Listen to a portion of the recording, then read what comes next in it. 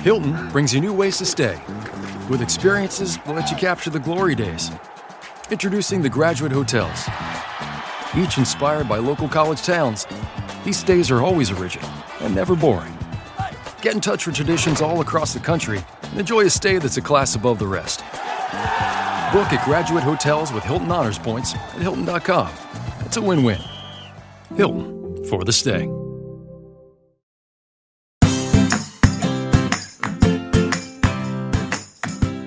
Good evening, everybody, and welcome to a very, very special episode of the Greening Your Life / Realistic Sustainability Podcast. I am your host / MC, Rob, aka Robbie Diesel with the Curated Culture, and I'm joined by the entire crew from the Realistic Sustainability Podcast. I got the hosts, Mike and Nick Nazarian, and the favorite nerd wife of all times, Jamison, Jamie Nazarian with me. Guys, how are we doing this evening? Good. I am very nervous, but good. I am still caffeinating for the 15th time today. Me too. Caffeine is good. It'll make things interesting for sure. Mm-hmm. So we are celebrating. We are all joined here together to celebrate the 1-year anniversary of the Realistic Sustainability Podcast. And that is quite a milestone, guys. How are we feeling about this? In 1 year, it flew by. Honestly, it went really quickly. Maybe because we're constantly working to do that, to get those shows out and do the recordings and things. But it does feel like it flew right by because I think we just talked about tomorrow's the 102nd episode for Realistic Sustainability. And this year, we're going to do 103 episodes this calendar year. That's a lot. That is a lot, and it flew right by. I'm not going to lie to anyone that does listen to our podcast. Mike does 90% of the work. I just show up and talk. It's kind of my gift. That's all I have in life. But I've learned a tremendous amount about things that sometimes, in a lot of cases, I never ever considered. So it's been a cool ride, and I can't wait to see where next year takes us. I can't either. It's been fun to be a part of a few episodes myself. You guys know I like to be the agent of chaos and toss things into a tizzy.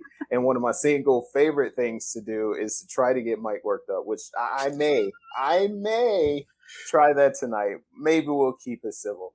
It's a celebration. It's a celebration. Why would we get angry? It'll be happy anger. I can give you some keywords. I'm ready for it. I just wanted to like the record to say that I support everything you do. So if you're getting worked up, yes. It looks like you're the odd man out, Mike. Yeah. I don't know why people like getting me worked up. It's just a weird thing. I don't like being worked up.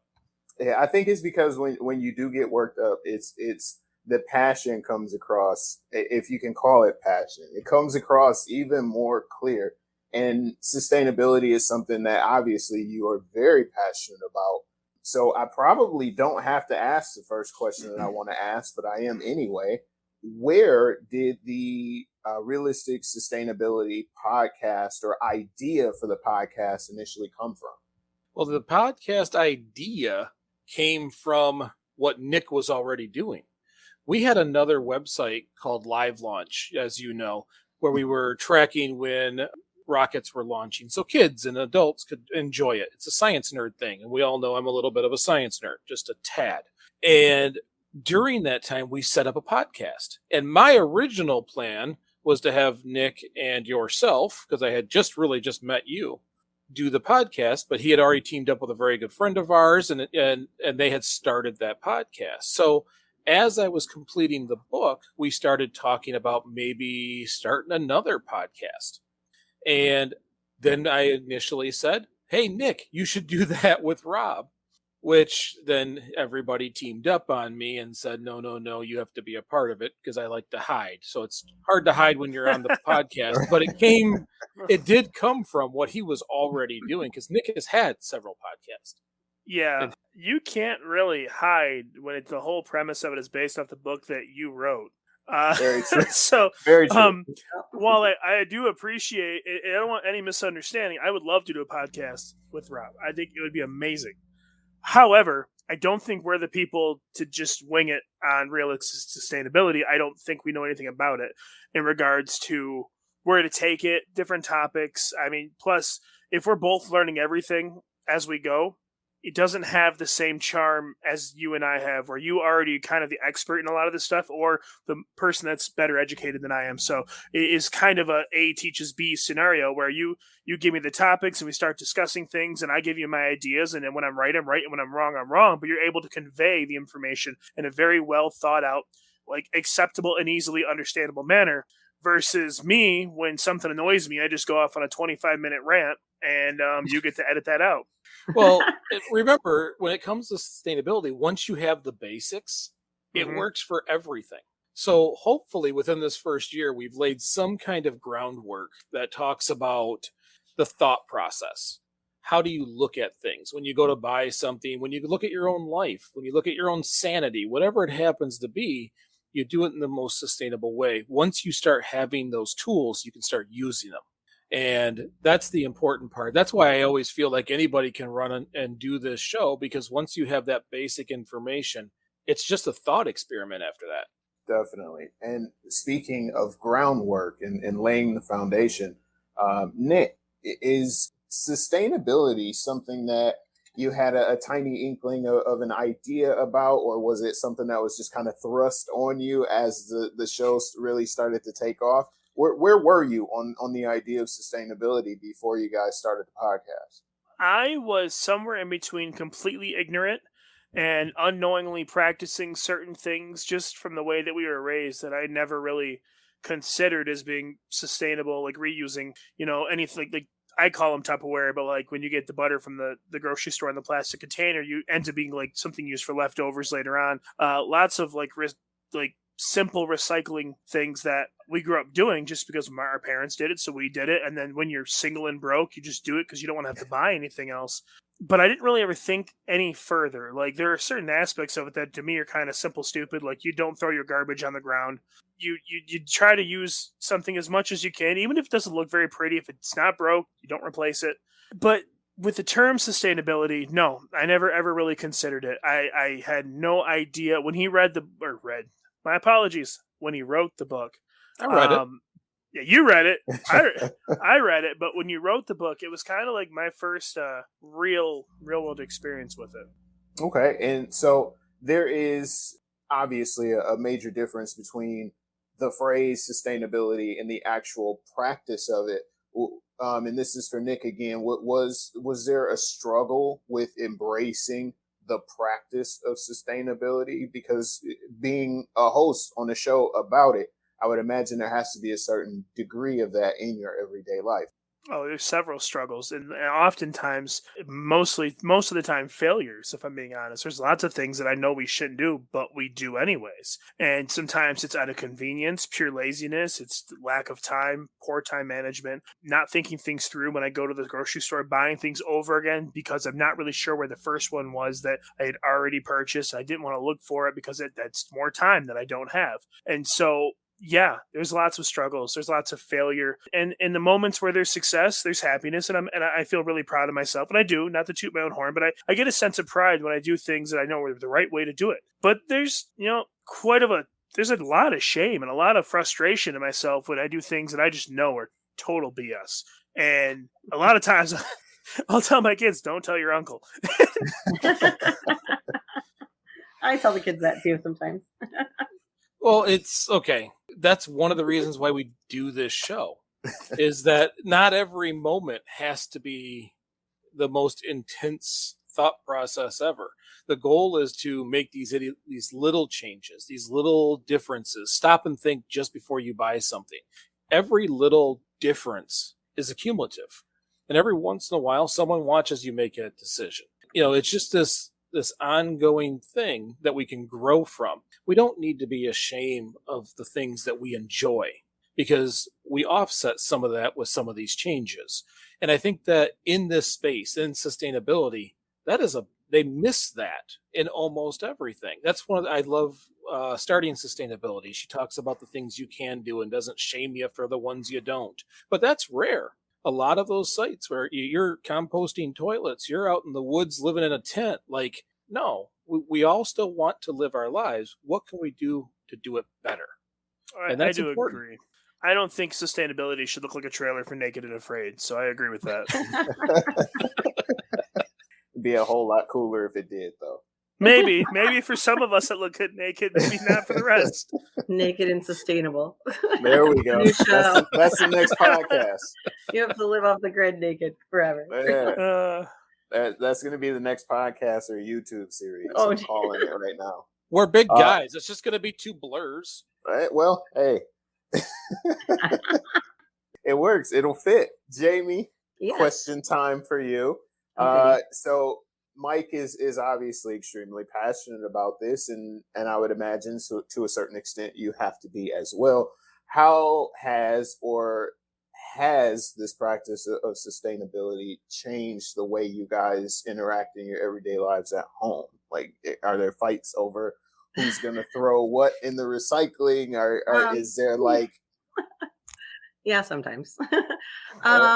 To name a few, we got in an argument a couple times about the amount of jars and butter containers in our very large. We have a very large cupboard that is, I mean, I would go to put something in there and they just fall everywhere. And I'm like, I get it, but you got to get rid of something or use them. Just take them somewhere. I don't care, But there was a point where he went, okay, and I don't know what he did with them, but probably something sustainable. But I did get my way with that, And then another thing off the top of my head, when we were planning our wedding, there was a lot of things that we spent more money on to be sustainable. So, we made sure we had actual china and reusable tablecloths. And then we, donated them to our chef, Nick.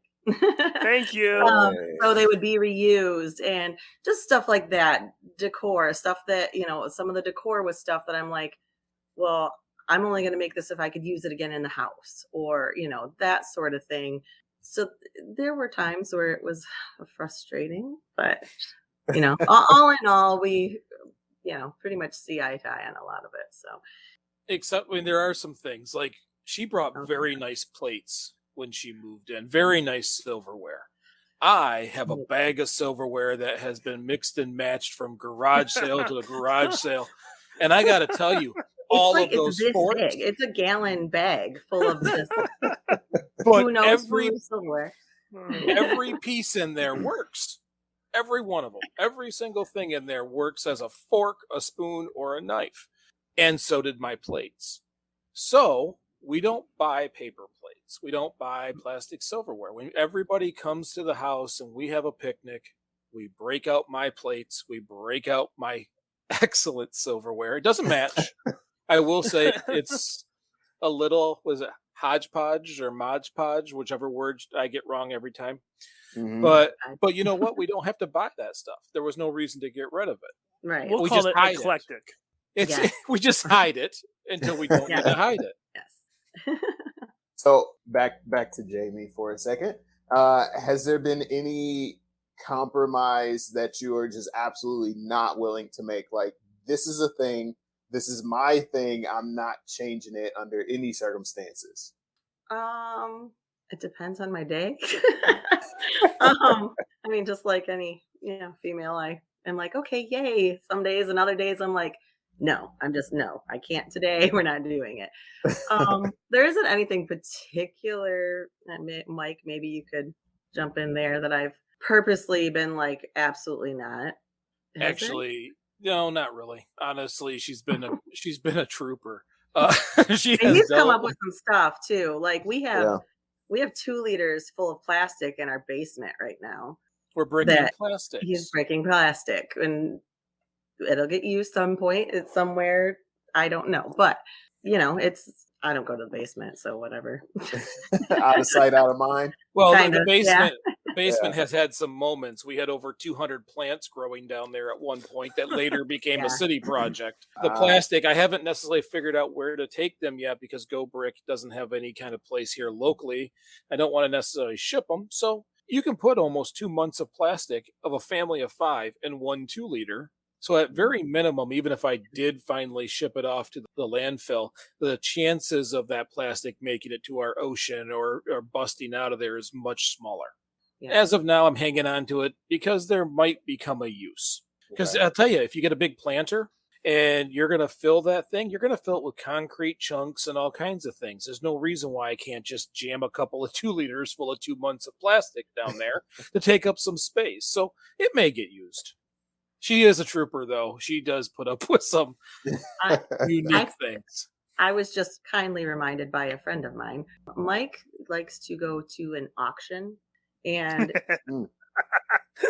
buy things that he deems necessary for different purposes. And I've always been like, whatever you need, get it. That's fine. Mm-hmm. He is not allowed to buy auction chicken or anything with an expiration.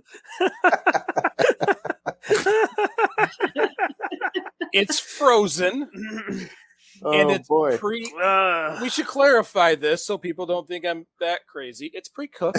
He's crazy. It's pre-cooked chicken, and it's frozen. There was Mm-hmm. no. She's eaten it before. I'm just Oh, telling I you, was- she has.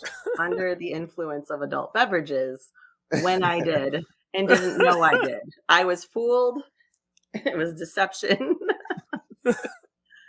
Just when I thought I've heard almost everything in my life, this is the first time I've ever heard of auction chicken. That Auction chicken from a place It's a that running normally joke. stores car parts and random odds and ends. Auction chicken.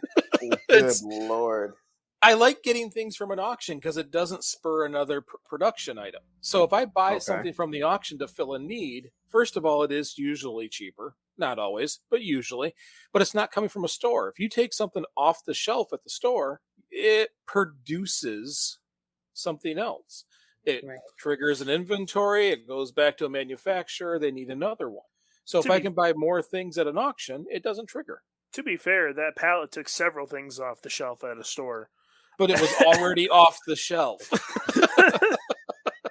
Yeah, because a lot of times it's stuff that like the stores pull because the box is wrinkled or damaged and Mhm, yeah. the product inside isn't broke or anyway. I mean, we've bought pallets and pallets of flooring that we've turned around and we gave my brother, gosh, how many, like 3 pallets worth, because he's, fixing up some houses in Flint and stuff because he's always helping us out. So we're like, here, have some flooring, Right. So that way that flooring didn't get thrown in a landfill. So I think, well, yes, it was on a shelf and did get pulled from a shelf. It's not just going straight to the landfill. It's being used at least. Well, once. no, you're right, and that's one area where auctions do a really good service because generally with any type of retail establishment, when things come in damaged or where they're not as cosmetically appealing as they're supposed to be, they just mark them off on their inventory and get rid of them.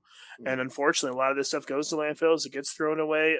Mhm. Some of it's sold at auction. A lot of it gets sold to these what they call B stock websites where they do these massive auctions from like Walmart and Target, and the stores that tend to buy that kind of stuff are resale shops like Goodwill, Salvation Armies, shop and buy stuff there where they can't sustain their stores on donations.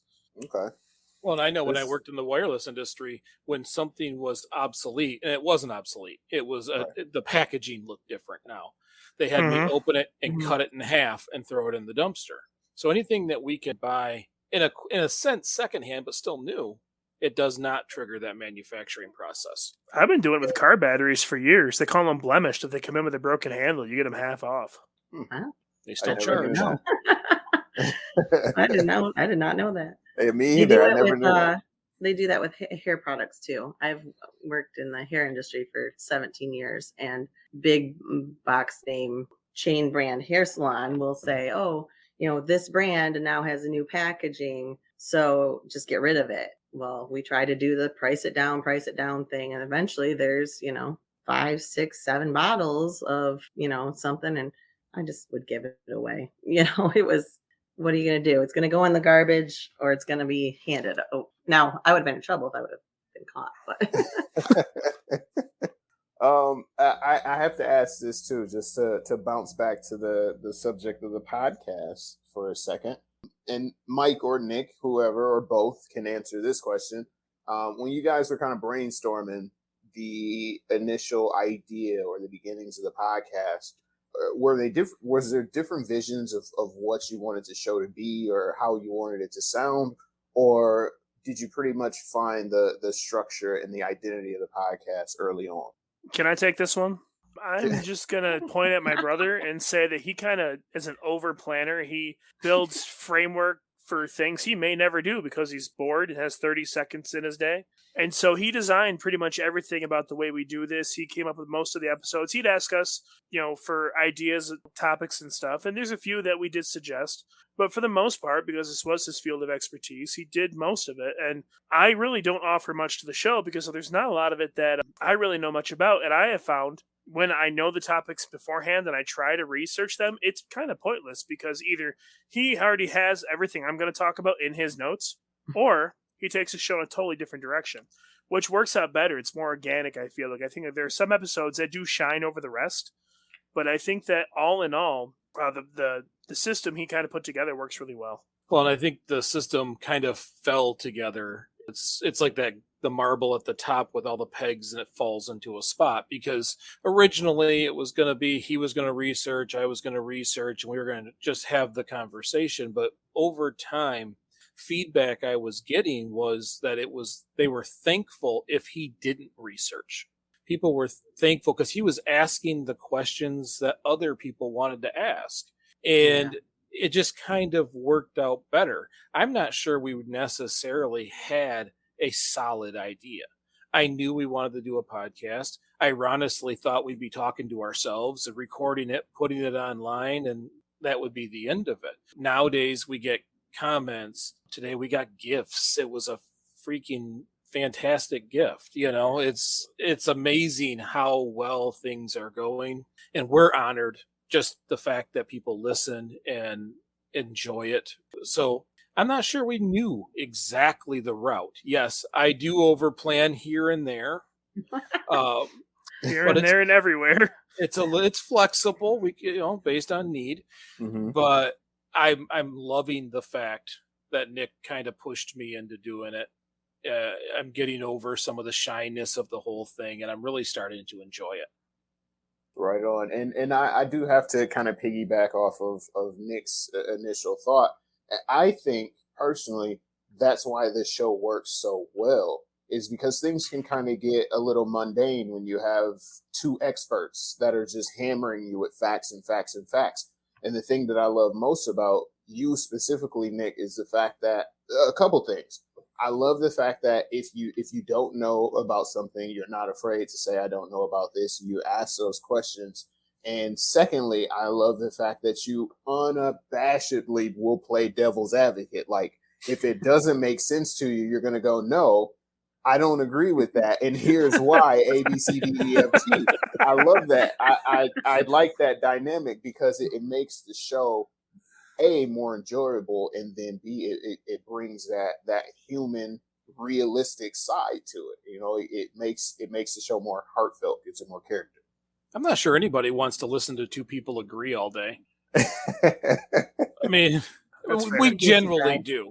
We generally do. And, the conversation people hear between him and I about sustainability is pretty much the same conversation you could hear us sitting at a restaurant talking about any other topic. I am not a showman in any way, shape, or form. Now, Nick is like a TikTok guy. He's right on the edge of being a star. No, he's not. But I watch them. Those TikToks are hilarious. I get bored. They are. And by the way, they're Nick Talks. Yeah, there we go. Mm. Actually, can we say that? Are we going to get sued for saying that? I'm pretty sure I had that on the site less than 24 hours before I got a notice. Yeah. It was. Really? You got in trouble for that? Oh, well, I got a notice. We'll see what happens. I didn't take it down yet. From who? It wouldn't, from Facebook. Oh, that's not nice. Well, Is that the thing they sent us where it said that if we don't watch our copyright infringement, they can wipe your page out? Did you see that? Yeah. Oh, that was nice. I love threats from a bot. It's fun. Well, and they didn't tell us what we actually did wrong, which makes it a little more challenging. But it's like high school all over again. High school on the internet. So I got another question, and I struggled with how to phrase this, but I think I finally nailed it. And I'm going to pose this question to both Jamie and Nick. Originally, this was just a Nick question, but I'm going to ask both of you guys. So, like onions and ogres, sustainability has layers. How do you guys, as I guess sustainability newbies, keep up with how multifaceted the principle of sustainability and sustainable living is? How do we keep up with it? Yeah, it's a very broad, very That is vast a broad subject. Yeah, Right. Go ahead, Nick. We don't keep up with it. That's the honesty. That goes back to the failures I'm talking about. There are, if you listen to the show, there are undoubtedly certain areas of sustainability that we've discussed where I feel way more strongly than others. Mainly things that are kind of centered around food and agriculture, and then some things around like wildlife and the oceans and stuff like that. But in terms of the things that apply to our day-to-day life, often I'm just trying to get by. And so I make the small changes when I can. I read the articles that catch my attention, and I don't have near enough time in the day to read everything that is posted and all the new breakthroughs in science and stuff like that. So I don't keep up with it. I try. I fail miserably. Fat people don't run, and I am barely keeping a jog. So your turn. Well, I mean, to be honest, Mike is who he is in the podcast, is who he is at home, is who he is in public. Like, he is who he always is. And so when he is going on his podcast rants, you best believe that I have heard this 4 or 5 times in that day alone. So I keep up by, riding his sustainability coattails, and it kind of gets drilled into you. It's preaching sustainability osmosis. Right. It just, so when you go to do something, you're like, I'm going to throw this. Oh, I'm going to go put this in the 2-liter, It's like your little sustainability angel on your shoulder. Like, well, it's bad because I've been trying to not say as much. I'm trying to do more than I say. Yes. I'm trying to, if I do it, people see it and then they do it. I don't have to annoy the heck out of everyone. But there are always those happy moments when I'm in public and I'm using my hemp net with all my vegetables in there. And someone says, "Where did you get that net and why are you using it?" Yep. It's time to have that conversation. Yeah. And it's a lot of fun. It happens at Horrocks. It happens a lot. I've had conversations. She's left. We've been in the lighting aisle, and someone's asking, "Excuse me, do you know about light bulbs?" "Oh, I do. How can I help you?" And I just look over the person's shoulder and going, they're going to get any energy efficient light bulbs at the end of this day. But at home, I try not to, because Nick and I were just joking. Like, Jamie does listen to the show, but it's got to be hard because we're always talking. I'm always talking about it. I'm always chatting on the phone with someone about something. Then I talk to Nick about the exact same thing. She's heard it twice. And then I go, I haven't told Jamison yet, but she's heard it. So first of all, everybody, thank you for dealing with me, but it's an itch in my brain that I try to keep quieter than I do. Awesome. Awesome. It's hilarious. When we first started this, I was working at this mundane kitchen job, and him and I would talk all morning long. So I'd call him at like 7:30, 8 o'clock in the morning. We would talk till like 2 in the afternoon, unless he had a meeting. And so there were several times where he would say the same thing over and over and over. I hear the same story 5 times in a week: Monday, Tuesday, Wednesday, Thursday, Friday, sometimes twice if I got it on Saturday. That's fantastic. Everybody, it's time for celebration. We got our first question from Facebook. Hey, Aaron.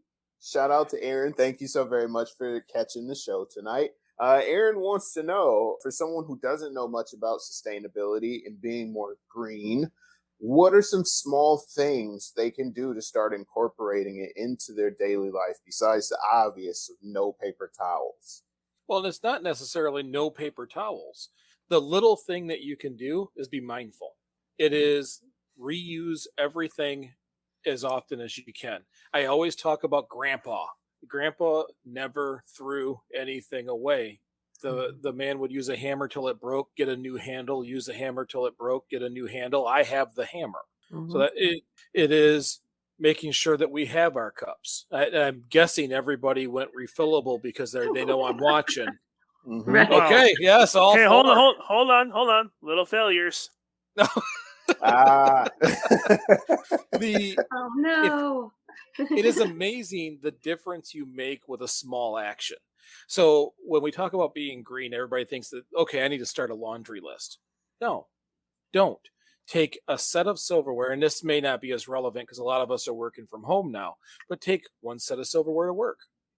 Because the energy that would have gone into that silverware you would have gotten at work, that you threw away after 15 minutes of use, is enough to light up Baltimore for 30 seconds. Like, Yeah, it is an insane amount of energy. So if you can just take your fork, your spoon, and your knife and wash it occasionally, you're already making a massive difference. Yeah. And every little piece of that is accumulative. Well, and you kind of touched on it a little bit, and I think it is good to say when just like diets, when people are like, I'm going to go on a diet, or I'm going to be sustainable.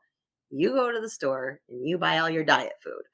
You go to the store, you buy 3 of these, you buy, your nifty little gadgets, you buy your straws, you don't have to go and purchase a lot of things. I think a lot of the time, and how I always thought was, well, it's just too expensive. It's too expensive to be sustainable. And as much as it, pains me to say this, because sometimes I'm like, no, I want the new pretty things. Mike's going, well, we already have that. When I brought in my silverware and my stuff into the house, I'm like, listen, your Goodwill stuff's gone, but Mike would not let me get rid of it. And that's kind of the key point. Like, you don't have to go out and buy the sustainably made products or the, as they say, the green screened products to show you're sustainable. You just use again. You just do it. It doesn't cost you anything to put it into action. Yeah, the most sustainable thing that you can buy is nothing. Right. So if you're going out, I'm going to buy this bamboo set. If you already have silverware, the most sustainable thing you can do is use your silverware.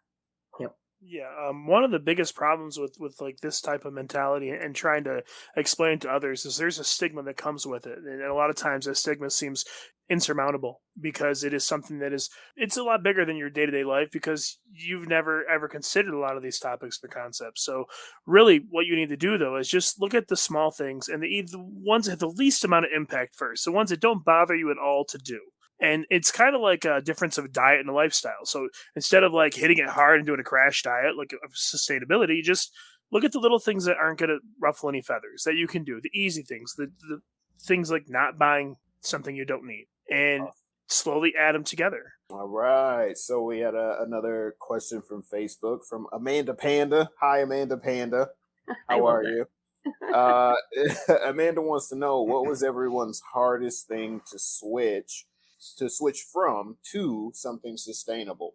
I want to start with this one in particular because we literally just talked about it. Instead of buying like the little disposable plastic, lunch bins or sauce trays or things like that, I found ways when I started packing my lunch so that I wasn't eating fast food, because that impacts it too. I found ways to bring different sauces and stuff like that using items at home. I invested in a bunch of these reusable cups so that I'm not throwing things away constantly or doing the crushing of the plastic bottles. I was shamed, not really shamed, but this was one of these things that got Mike really worked up on an episode because I said something to the effect of the good water. And I could see Mike in his chair just angry. So I try to bring, right. I try to bring a reusable cup with me wherever I go, because it's keeping those plastic water bottles out of landfills. It's hard when it comes to coffee because I haven't figured that part out yet. Yeah, but when it comes to water, when it comes to bringing my lunch, and yes, I am now bringing the silverware from home instead of buying the disposable one-time use silverware. It was really hard for me to remember to do those things, but now it's almost second nature. You got to tell who's next. Yeah, whoever wants to take that one. That was my hardest thing to switch on. I would say my hardest thing was refusing single-use items in food service establishments. This sounds like kind of stupid, but like it's second nature just to open the straw and stick it in my cup when they bring it to the table. And I say it like that because not using it is not enough. It still gets thrown away. You actually have to like verbally refuse it so she doesn't put it on the table. And if you don't, or he, whoever the server is. So I struggle with it because we eat out quite a bit, whether I'm at a business meeting and we go out for lunch or the whole family goes out for dinner. That happens a lot. And they don't serve you beverages with steel straws. You know what I mean? You might get real silverware, but you're not going to get a steel straw or an aluminum straw. So it's really hard for me to refuse that kind of stuff. Not that I don't want to. I obviously want to. I just, sometimes my brain's like real quick. And other times my brain is just buffering. Mike? The hardest one to remember was the silly shopping bags that hang by the back door pre-COVID. I had to start storing them in the truck, and actually several times at the grocery store I had to walk up to the greeter like, can you watch these? I have to go get my bags because I wasn't bright enough to bring them in to begin with. And it took creating that habit just for COVID to make me stop that habit. So I'm hoping that I'll be able to pick it up quicker. But first was the bags. Then it was what Nick was saying. When I order a drink, I have to now say unsweetened iced tea without a straw, please. Because if it makes it to the table, I know its result. I might as well use it. And getting my verbiage down so that and I'll tell you, that only is going to stop your server 60% of the time because they're on autopilot too. Yeah. And a lot of times you'll still get it already in there with the paper on top. But getting my verbiage changed so that I can order things correctly to reduce those. Not horribly long ago, we were at a restaurant and someone walked by. We asked for a few more napkins and they brought us a full inch stack. Yeah. And I just stared and everybody at the table starts laughing immediately because that poor lady doesn't know what she just did. And we ended up we took them home because they're going to throw them away if I leave them here. But we needed 2 napkins. You brought me 40. She thought she was giving you excellent service, Mike.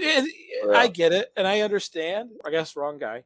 And the thing that I have failed at so far, and I think every time we talk about sustainability, you have to throw in a fail, is me trying to cut meat down to 4 to 6 ounces in my diet and to try to eliminate as much as I can of processed foods. It isn't going well. And it isn't because I can't. It's because I just don't. And next thing you know, I make dinner, I look down, that's more than I'm supposed to have. I should be loading up on the vegetables more than I already am. And I'm not. And here I am a year later telling you I'm still having this struggle. I'm still trying to break this habit. So anybody out there that is struggling with any of these habits, it's okay. The fact that you're struggling means you're trying. Jamie, what about you? I kind of have a twofold. One of which isn't necessarily something that I switched from and to. When I first started staying here and moved in and all that, Mike has a ton of plants. And I would never know. Yeah, welcome to the jungle. I picked his favorite to put behind me, but there are, I'm counting. There's at least 10 in this little tiny living room. We have another huge living room. Anyways, he has tons of plants, and also the plants in the basement. Obviously, that was a lot too. Vegetable plants in the basement. Yes, vegetables. Yes. So we're not. Yeah, because that does sound bad, doesn't it? I had to tell the neighbors ahead of time. Yeah, we did.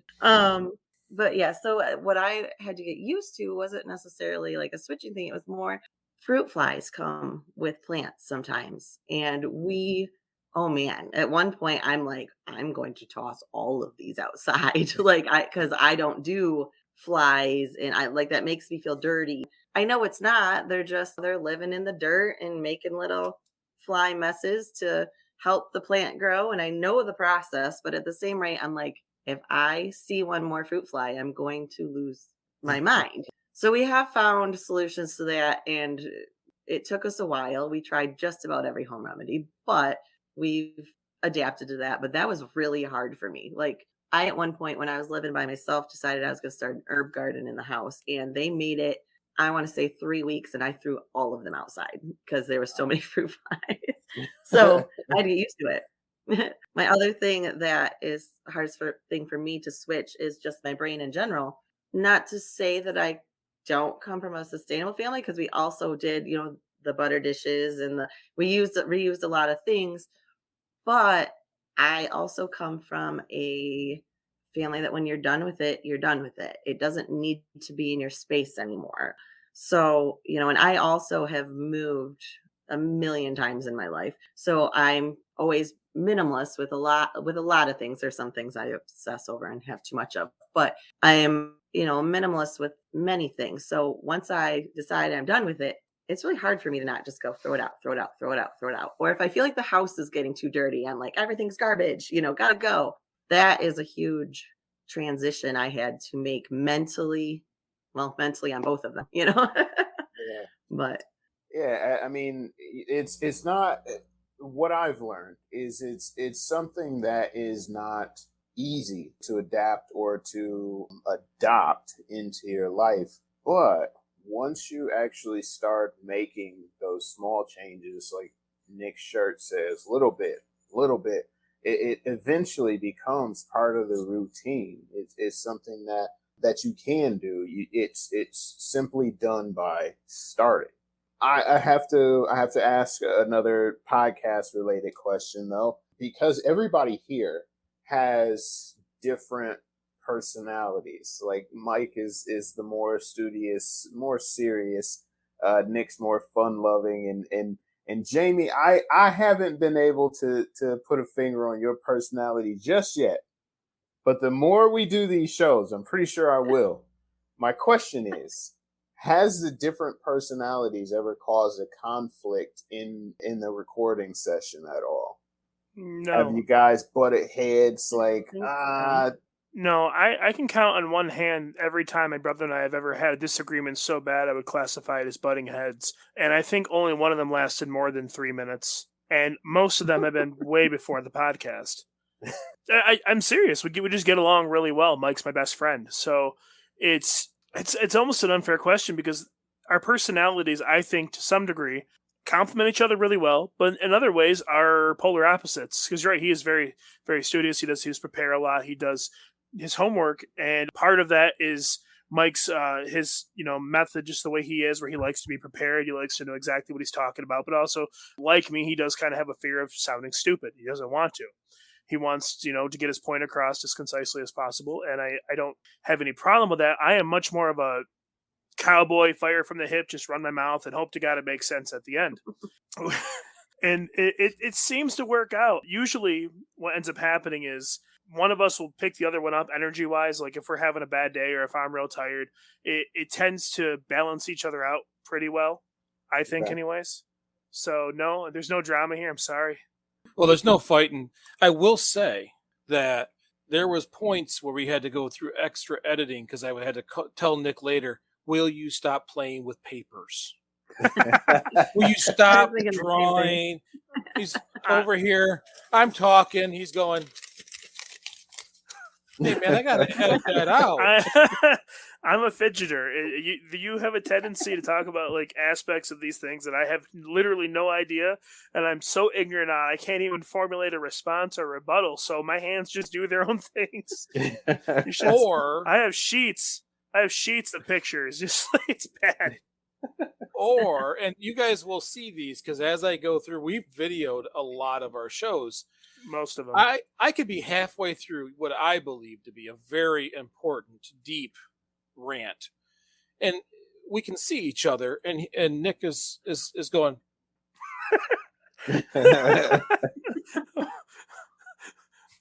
Okay, well, that's fair. You don't look at the camera and the screen when you're talking, and I do. So I do make a lot of faces, and I make fun of you a lot. Oh, it's coming. Once I get through all this stuff, there'll be videos where I'm just, obviously saying the most important thing of the day, and Nick's over there going, I have made an internet career looking like a fool. You're not scaring me at all. Bring it. I'm super looking forward to the realistic sustainability blooper reel. I'm ready for it. Oh yeah. There's more in there than you probably. Well, there's a mix between him screwing with me and me not being able to close a show for probably 3/4 of the first year. Like Nick would just start laughing at me. I would go through, we would get to a certain spot. We both know this is where the close is. And I would go, and he'd just start laughing. I could never get us from one side to the other. Now it's getting a little easier, but there's so many episodes where in the raw recording, it's like, that's all we got. And then there's like a 30-second pause of me laughing and him just looking around trying to find something to say. I'm not a showman. Watch him try to land the plane. Oh, he goes nose down. Have you ever seen Space Cowboys where they're like they do the plane into a break and they're like, you're gonna do what? That is his. It's hilarious. Like, just watch him. Finally, one day I'm like, why don't you just record one and we'll just cut it in every time. Throw it in. He tried. It didn't work either. It didn't work either. Our energy levels are so inconsistent when we record that we could be up and just banging and be in a great mood, and then it's like, oh, I'm Mike and I'm Nick. Thanks for listening. And if you're bored, try to blah blah blah blah. And it didn't work at all. That's awesome. Yeah. By the way, we're sorry guys for being inconsistent with our energy, but it's us.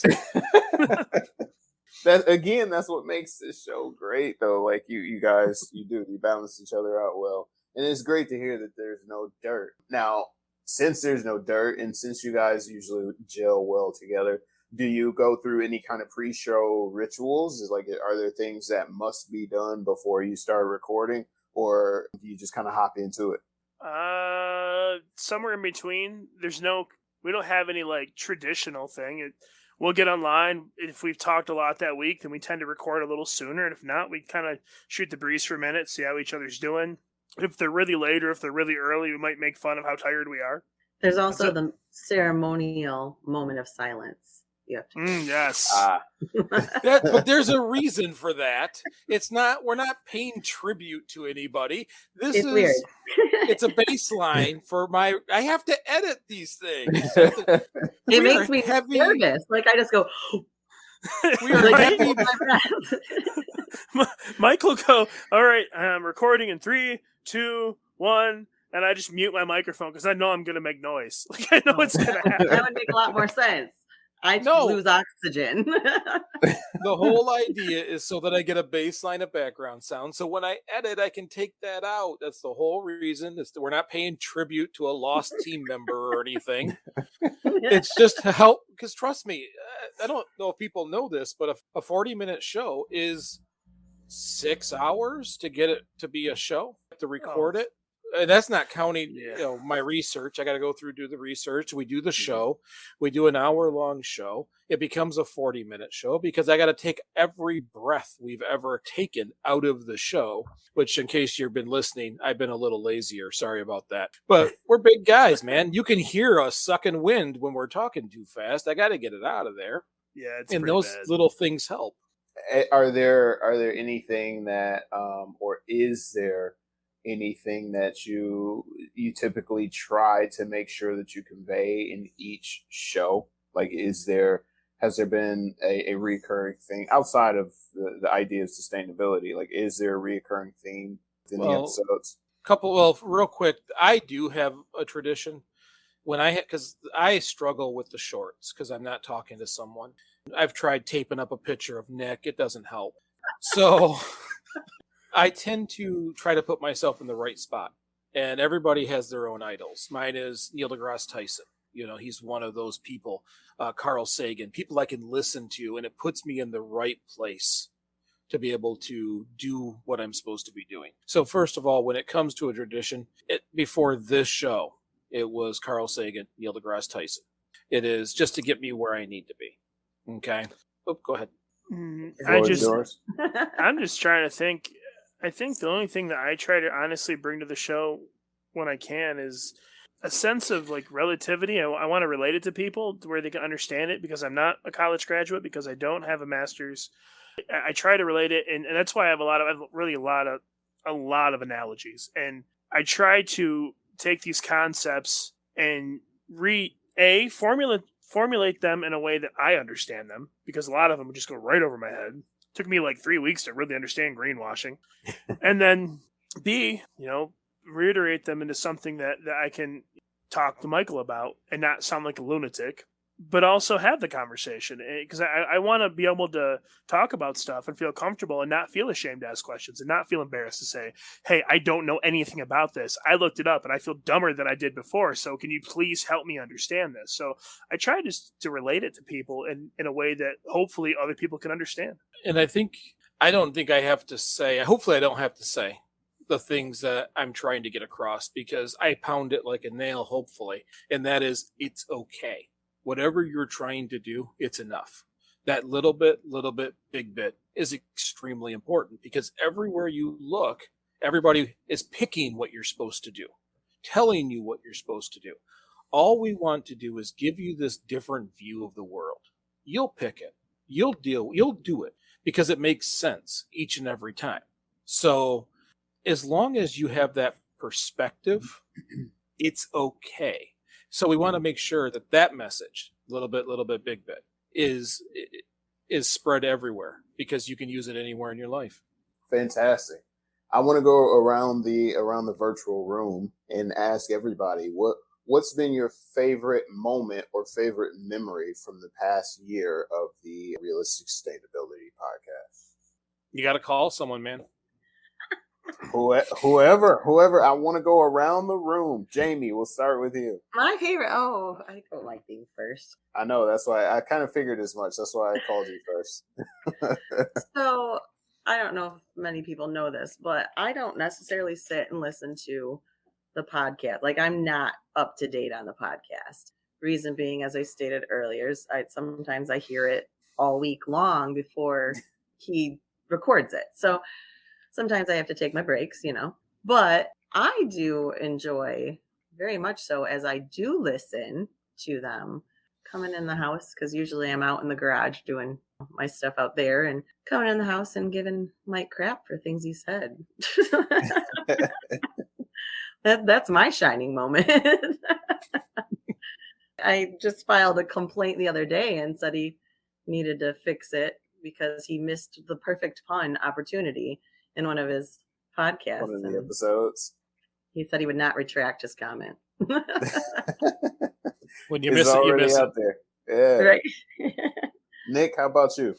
Okay, so I wish you would have prepped me on this question a couple days ago, because my answer changed. My favorite moment was today, not because of this show, but because of the gift Michael and I got in the mail. One of our listeners took some, I think it said it was a vanilla grass, and they made a little, almost like a wreath. They braided it for us and made it into a circle, and it wrote this small but very heartfelt and very honest note with it. And I just thought that was incredibly touching. It's really easy to want to send people things, and it's easy to buy something and send it to you, but to take something out of your garden, which automatically is right up our alley, mainly Michael's, because I generally kill things, and then send it to us with their interpretation or their representation or their explanation as to what it means and what it could mean to us if we see it like that, or maybe we see it differently. On top of the fact that it smells awesome, it was very touching for me, and it kind of made everything worth it. Not that there was ever a question that it wasn't worth it, but it cemented that at that moment today, when I stopped at his house to get this shirt, which is awesome, and I got that from him, I was so excited. Like, I almost cried. That's awesome. Mike? Several, and I can't pick one, so you get several. First thing is I absolutely feared doing the show, because I struggle with criticism. Not because I can't handle someone getting on me or saying something bad, is that we try so hard to do it correctly that we don't want to shortchange anybody. And when someone is upset, we tend to take it personal. But the amount of comments, and when I get to read the reviews, honestly kind of recharges me. I wake up one day and there's a comment. There's a message to us. It's that interaction that quickly makes it real and absolutely well worth it. Now, one of the things that I love about what we do is who I do it with. I love the fact that Nick and I have found a way to see each other all the time, talk to each other all the time, and be able to do something together all the time, because it wasn't always like that. Now him and I have something we're doing together, and that's really important to me, right up there with sustainability. The last thing is seeing you're logging in after work, you're tired, and up comes the screen, and there is Nick completely covered in makeup and pigtails. With no warning. There was no warning. And only in the Nick way that when the screen comes up, he's going. Oh, that was a fun day. It's that.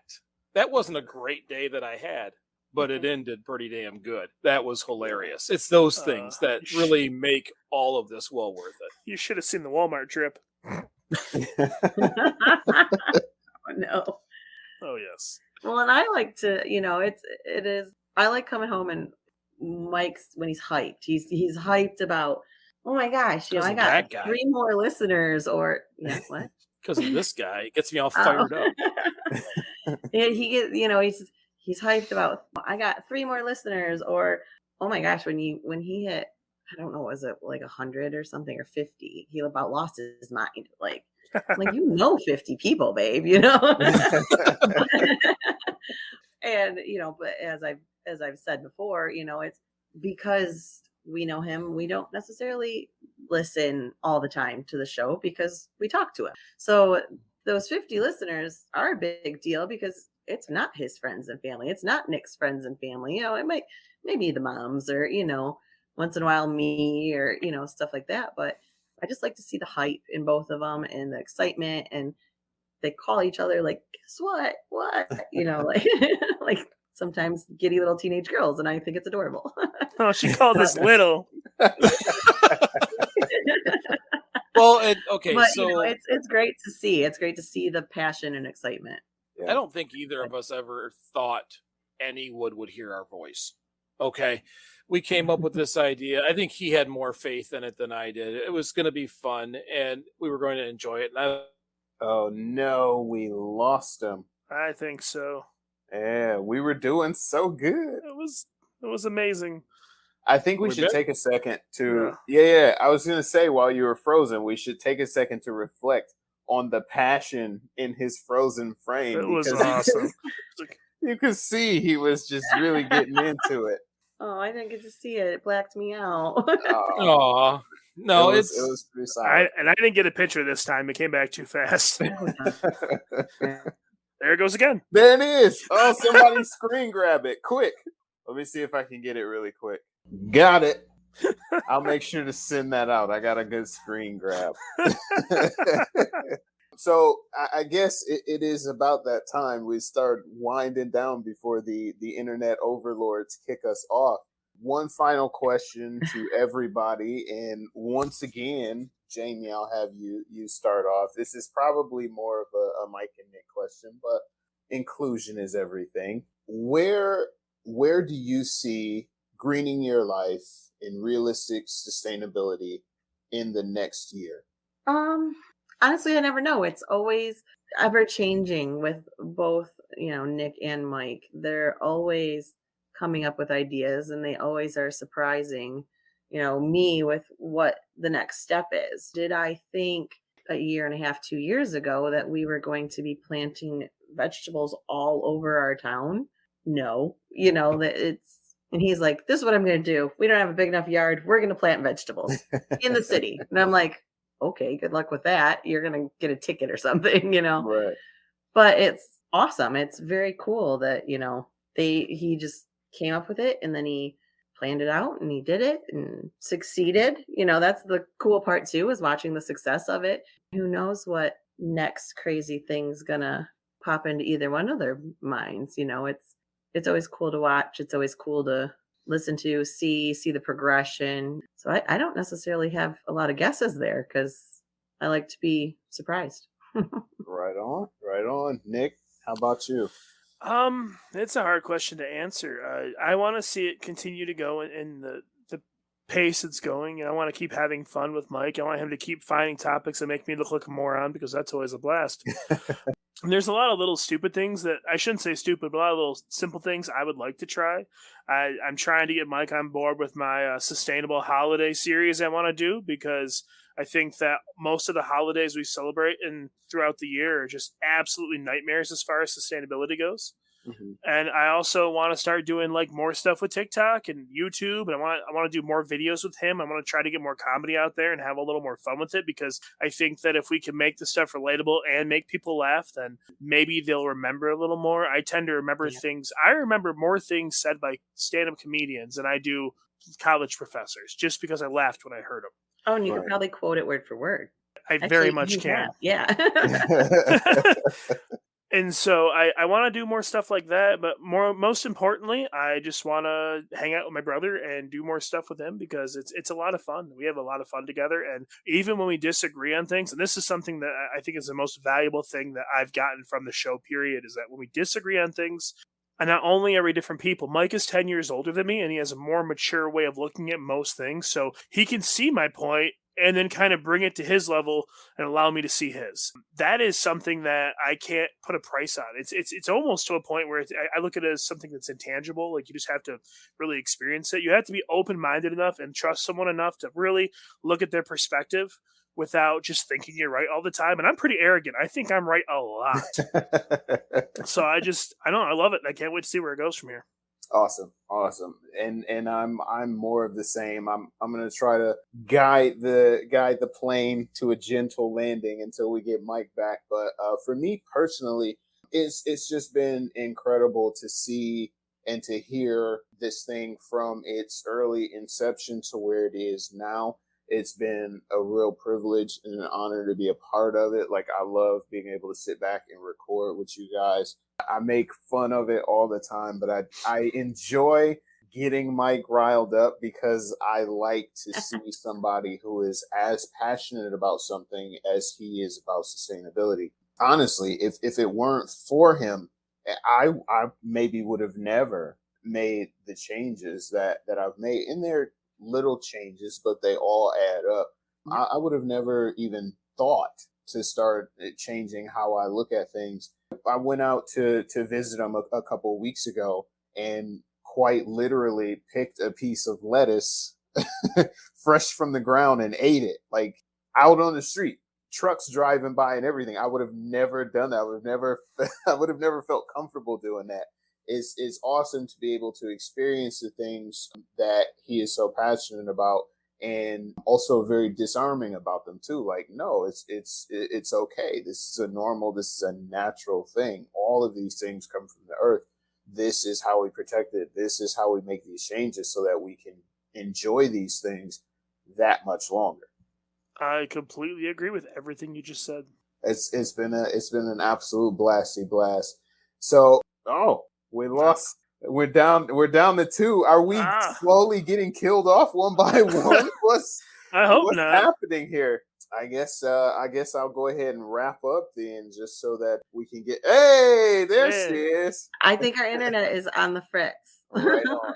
Cool. I was just gonna say I'll go ahead and wrap up. I know Mike is probably super bummed or furiously killing his computer right now. I texted him to come downstairs, but I don't think he'll get down the ladder. Oh, there he is. Hey! There we go. Welcome back. Hey, our internet broke for a second. I see that. I figured you were just trying to kick me out.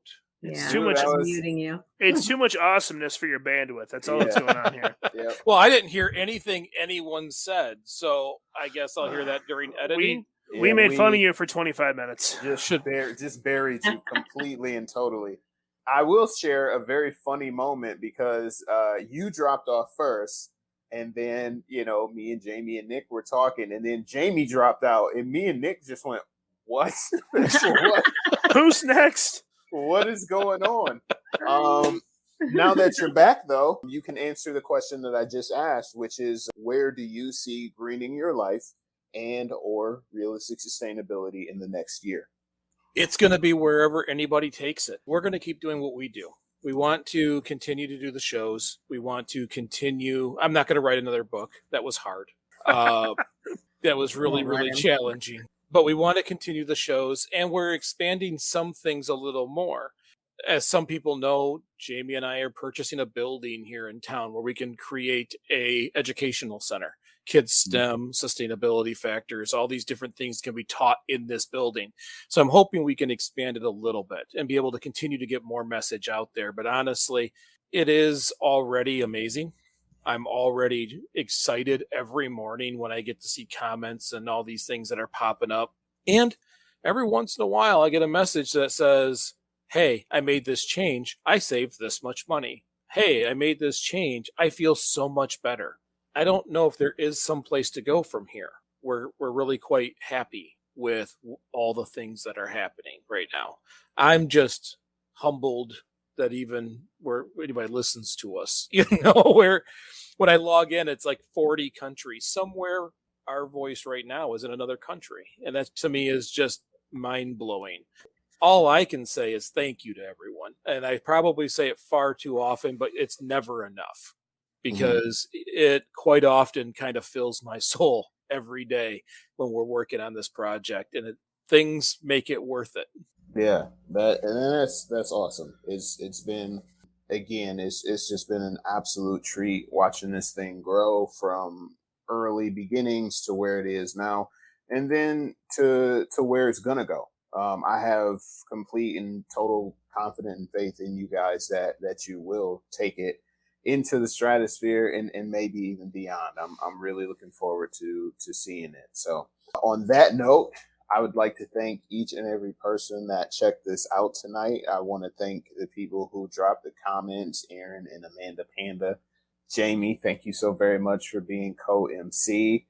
Mike and Nick, you guys have a great thing going here, and I wish you both nothing but continued ginormous success. So that's going to be it. That's going to be it for tonight's show. Mike, you want to send the people home with some closing thoughts before we throw the socials out there? It's always the same closing thoughts. Little bit, big bit. I appreciate anybody who watches this and listens to the show. But if you're just trying to get better, you will be better. You will always get better just from the fact that you're thinking about it. Thank you. I still can't believe it's been a year. I hope we can do this every year at minimum, but it looks like we still have some tech things to figure out. But really, all I want to say is thank you. I wish I could say it better than that. Fantastic.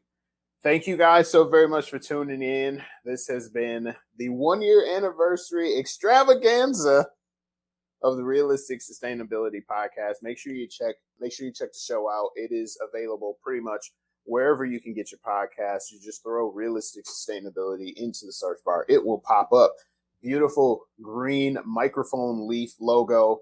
Click listen. I promise and guarantee that you will learn something. On the socials, you can catch Mike via at mnaz2001, at Nazarian_Nick, and of course, Realistic Sustain 1.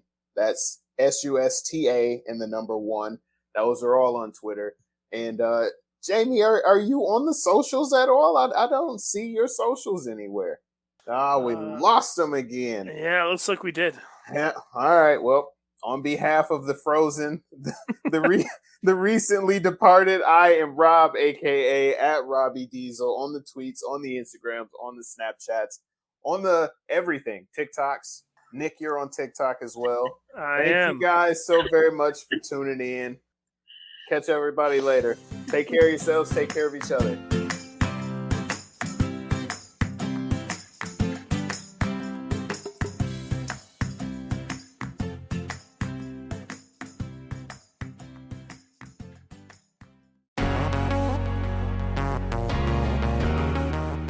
Feeling overwhelmed by climate change? Looking for sustainable and ethical brands to support? Then Ethic is perfect for you. Ethic is a simple browser extension that helps you find sustainable and ethical brands online. Learn more at ethic.org, ethyk.org.